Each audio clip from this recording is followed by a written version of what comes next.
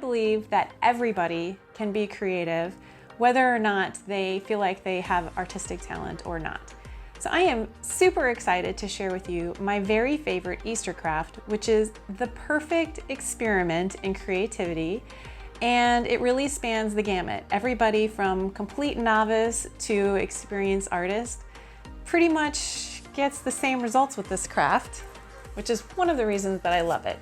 Hang in here with me, and by the time we're done with this video, I'll have you making your own fabric decoupage Easter eggs. The tools that you will need for this project are egg shapes. I'm using styrofoam, fabric swatches, scissors, a decoupage. I'm using Podge, and some brushes. Either foam or a regular paintbrush, both will work equally well for this project.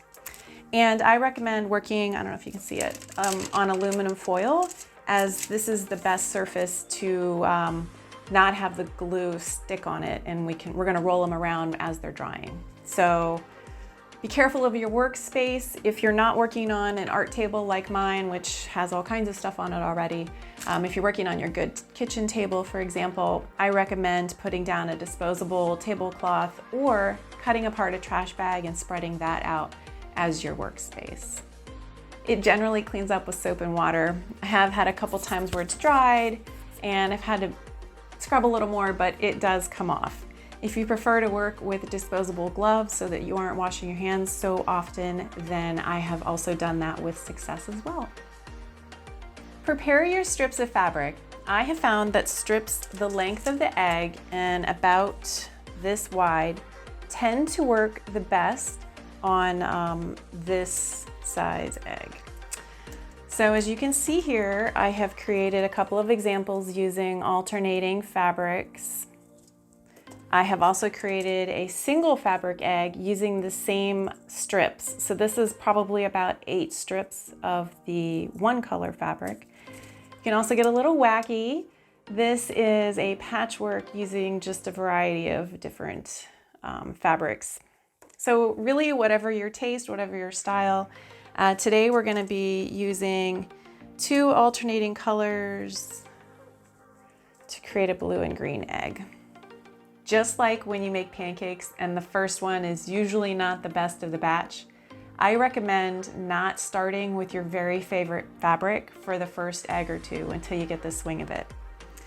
So what you want to do is coat the egg shape in this glue first. Now, this does, very much like school glue, it does start to dry. I'm not telling you this to panic you, but once you've committed and started applying the glue, you're in it until you've covered the egg. So don't start until you're ready to do the whole egg. So you cover the egg in a layer of glue, and then you take the back side, the faint side of your fabric, and cover that in the glue. And you can see that I'm just putting it right on the aluminum foil. My aluminum foil is going to be very glue covered. And you lay this down. It does not have to be perfect. We have probably another 7 strips to put on. So this one ended up a little high on the end, and that's okay. I'll have fabric to add to the bottom. So then you just work your way around. I'm doing an alternating pattern. So my next one is, whoops, get out of there, fabric. My next one is the blue. Why am I using fabric instead of paper? Because it is so forgiving. You can tug it. You can work it a lot.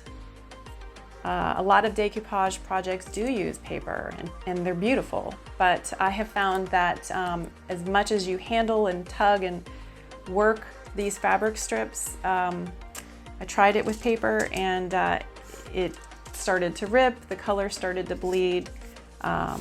Fabric doesn't rip or bleed, stays vibrant, just looks amazing. And besides, we've all done really fun Easter projects, but I bet you haven't really done any in fabric. This is the only fabric Easter eggs I've ever done. I mean, look at that color. So basically, you just want to work your way around the egg.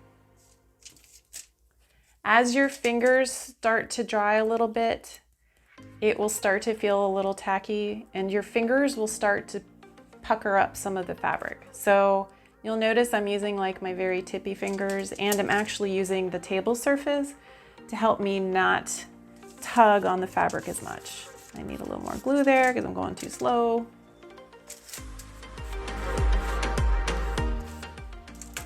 Oops.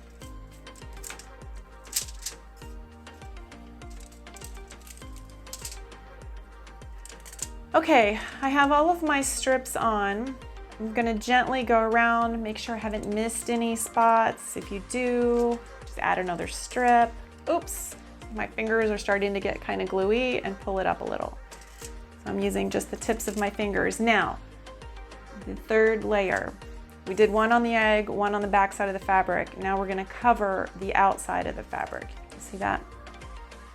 You want to do this gently. If you press too hard, it will pull up the wet glue, the wet glued fabric. You do have little fabric edges that are going to want to start peeling up and getting a little ornery. Just take your brush and just tap it down. Okay, very important.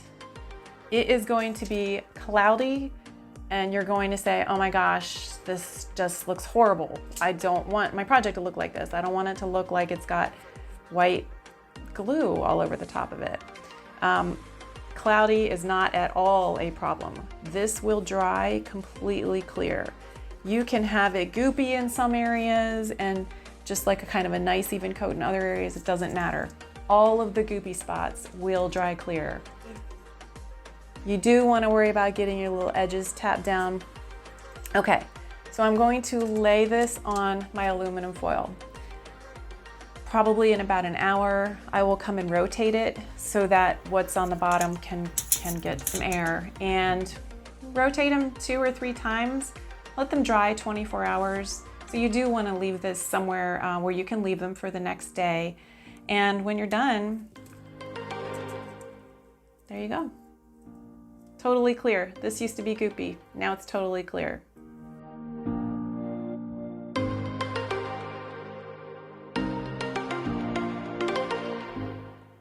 Once they are fully dry, you can put them on display.